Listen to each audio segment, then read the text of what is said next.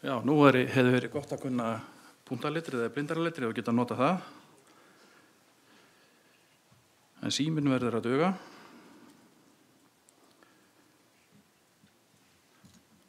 Nú verður örstutt hlé meðan að tæknimaður vinnur í sínum málum.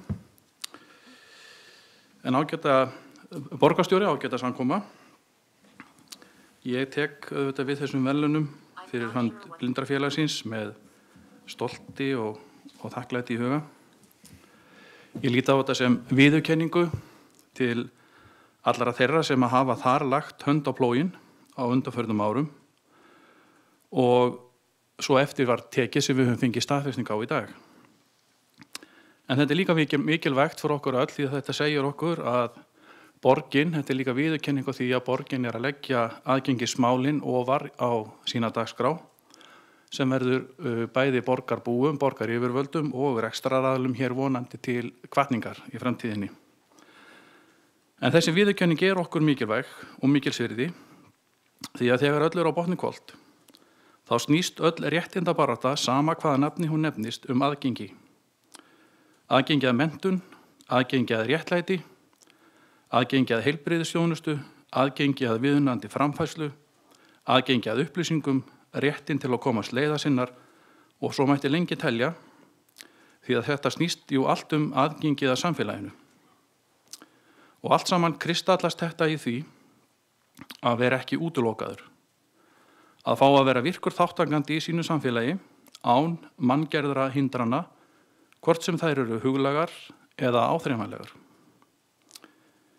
Við hjá Blindrafélaginu höfum unnið ötullega því að slípa niður slíkar hindranir eftir fremsta megni og lagt okkar mörkum til að fá aðra í lið með okkur. Og eins og Dagur taldi upp áðan, þá höfum við meðal annars stuðlað að því að leiðsöguhundar verði sjálfsagður og aðgengilegt hjálpatæki fyrir þá sem að þurfa.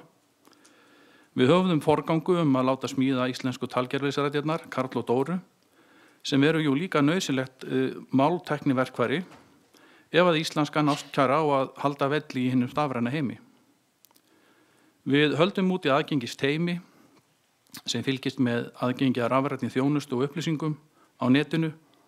Við tökum virkan þátt í aðgengishóp ÖBÍ og vinnu ferlinefndar Reykjavíkurborgar. Í haust stóð Ungblind sem ungliðahreyfing Blindrafélagsins fyrir aðgengisgjörningi Háskóla Íslands. Við sem sagt guluðum háskólan til að vekja athygli á aðgengishindrunum og slysahættu fyrir blint og sjónskert fólk í Háskóla Íslands. Og við ætlum að gula Reykjavík í sumar, ætla reyndar eitthvað aðeins að takmarka okkur, við ráðum kannski ekki við að gula borgina alla, en markmiðið það sama, að vekja athygli á því sem að betur má fara. Og við stöndum líka að þessum málþingi sem að við sitjum á hér í dag og ýmislegt fleira svo sem baugum við og það leiðir okkur að þessari spurningu leiðin greið. Og þá vaknar auðvitað spurningin leið næsta, hvert á að fara. Getur þú vísað mér veginn, spurði Lísa í Undralandi köttinn. Og kötturinn spurði, hvert ertu að fara? Og Lísa svaraði, ég veit það ekki.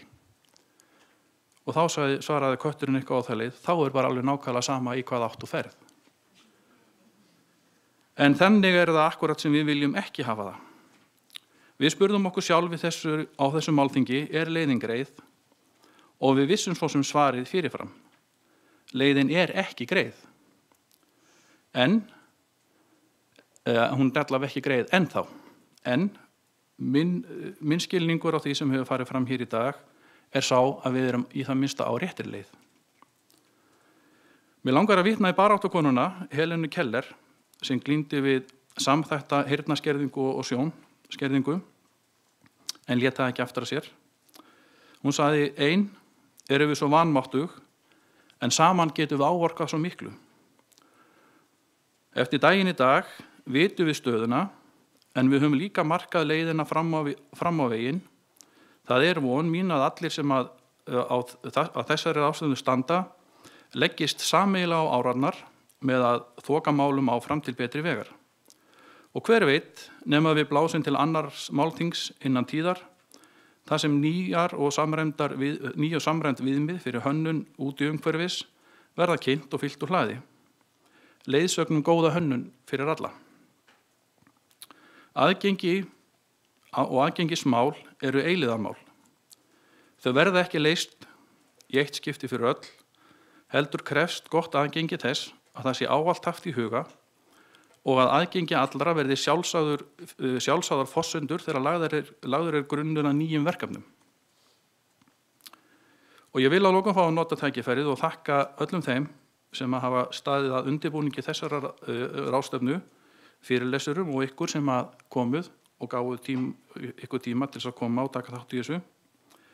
Þetta hefur verið góður dagur. Hann hefur verið fróðlegur og hann hefur verið fullur af fyrirheitum. Og enn og aftur fyrir hönd Blindrafélagsins þakka ég heiðurinn sem okkur sýndur með aðgengisviðurkenningu Reykjavíkurborgar. Við lítum á þessa viðurkenningu á því sem við höfum verið að gera, því sem við erum að gera, en fyrst og fremst sem hvatningu til dáða ekki bara fyrir okkur, heldur okkur hjá Blindrafélaginu, heldur okkur öll. Sem brenna okkur, takk fyrir mig og takk fyrir daginn.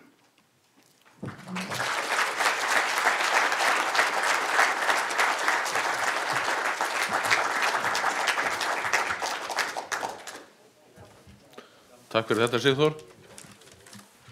Þú hérna með fullt fangið og tekið hendina á þér eftir.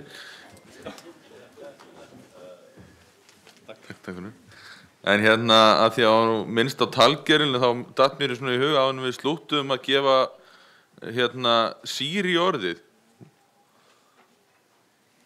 Veistu eitthvað hvað ég er að segja? Okay, I'll remind you. Þetta var ekki það sem ég var að spyrja hana.